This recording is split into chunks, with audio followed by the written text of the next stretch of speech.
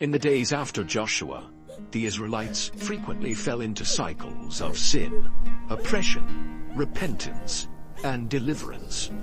This was one such time of oppression. The Israelites had done evil in the eyes of the Lord, and as a result, God allowed Eglon, king of Moab, to subdue them. For 18 long years the Israelites suffered under the heavy hand of Eglon and his allies, the Ammonites and Amalekites. They were forced to pay tribute, their lands were plundered, and their spirits were broken. The people of Israel, once proud and independent, found themselves living in fear and desperation. Their harvests were seized, their homes were ransacked, and their freedom was but a distant memory. In their despair, the Israelites cried out to the Lord for deliverance. God heard their cries and raised up a deliverer, Ehud, the son of Gera, a Benjaminite. Ehud was unlike most men, for he was left-handed. This peculiarity would prove to be his greatest asset. Being left-handed meant that Ehud could conceal a weapon where no one would suspect. He crafted a double-edged dagger about a cubit long and strapped it to his right thigh under his clothing. This dagger will be the key to our deliverance. Hidden well, it will strike when the time is right. Ehud's mission was clear: to deliver Israel from the Moabite yoke. He began by presenting the required tribute to King Eglon. The journey to Moab was arduous, and the weight of the tribute was a constant reminder of Israel's subjugation. As Ehud and his men approached the opulent palace of Eglon, he concealed his dagger and steeled his nerves for what lay ahead. Ehud's heart pounded as he approached the palace gates, which loomed high above him. The walls were adorned with carvings of Moabite gods and scenes of conquest, a stark contrast to the humble dwellings of the oppressed Israelites. The guards, armed and vigilant, scrutinized Ehud and his men as they passed through the gates, leading them into the heart of Moabite power. Inside, the palace was a display of wealth and excess. Rich tapestries hung from the walls, and the floors were covered in intricate mosaics, depicting the victories and feasts of Eglon. The air was thick with the scent of incense and roasted meats, a testament to the king's indulgent lifestyle. Ehud and his companions carried the heavy tribute of gold, silver, and goods, a tangible representation of their subjugation. The sound of their footsteps echoed through the grand halls, each step a reminder of their subservience. Ehud, are you certain of this? The king's guards are everywhere. Trust in the Lord. This is the only way to free our people. King Eglon was a very fat man, known for his indulgence and cruelty.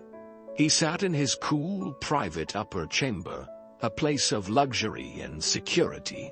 The chamber was filled with plush cushions, rich fabrics, and ornate decorations, creating an atmosphere of decadence. After presenting the tribute, Ehud dismissed his companions, saying he had a secret message for the king. Intrigued and unsuspecting, Eglon ordered his attendants to leave. Leave us! This man has a secret message for me! As the doors closed, the room grew silent. The only sound was the distant murmur of the palace, a backdrop to the tense confrontation.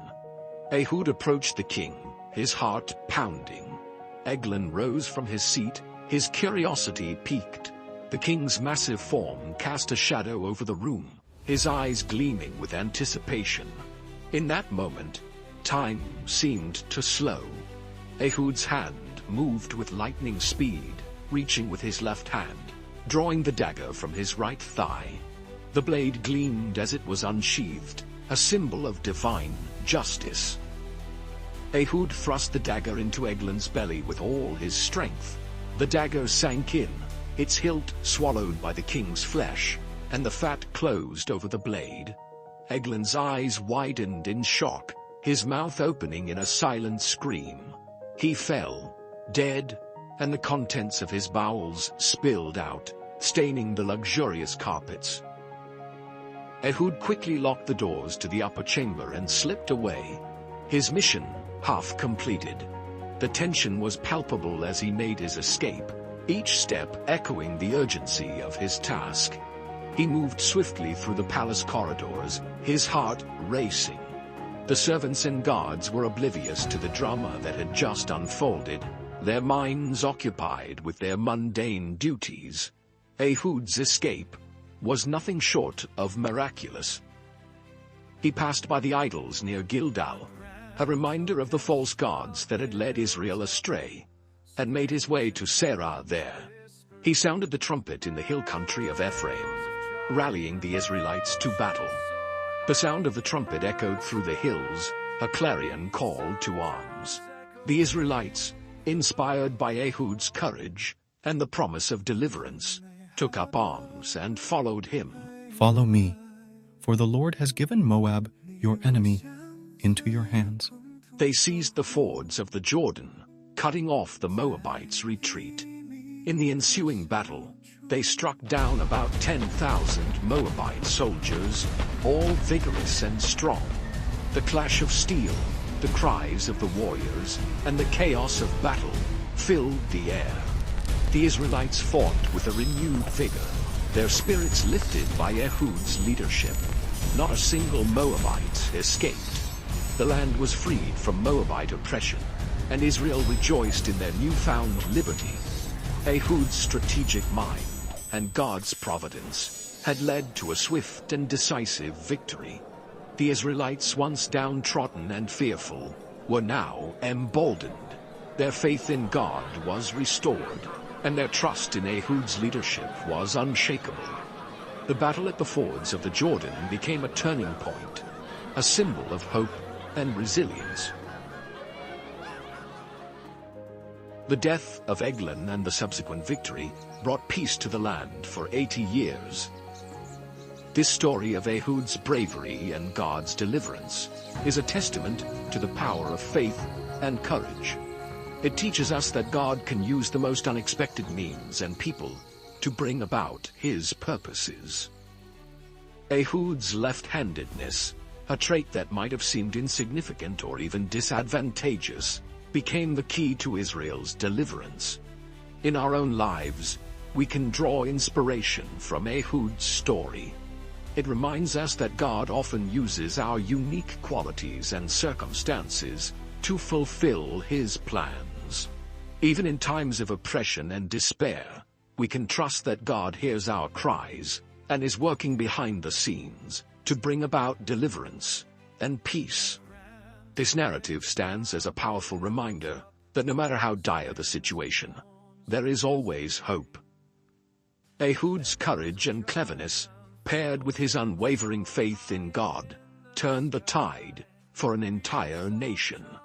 As we face our own challenges, we can look to Ehud's example, knowing that with faith and determination, we too can overcome the obstacles before us and find victory in the most unexpected ways.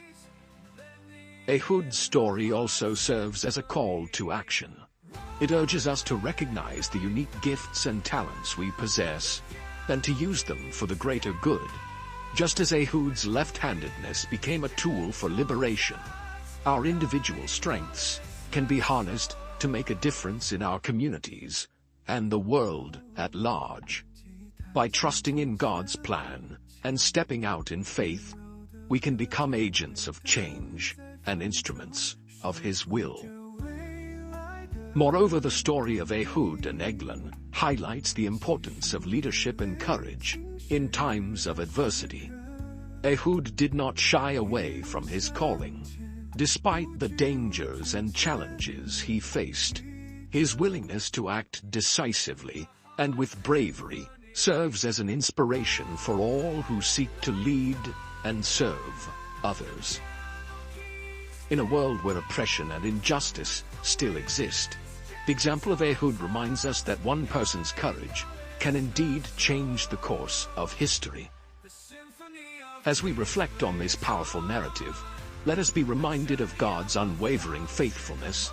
and his ability to bring about deliverance through the most unlikely of heroes. Let us embrace our own unique qualities, step out in faith, and trust that God will use us to accomplish His purposes. And in doing so, we too can experience the joy of victory and the peace that follows.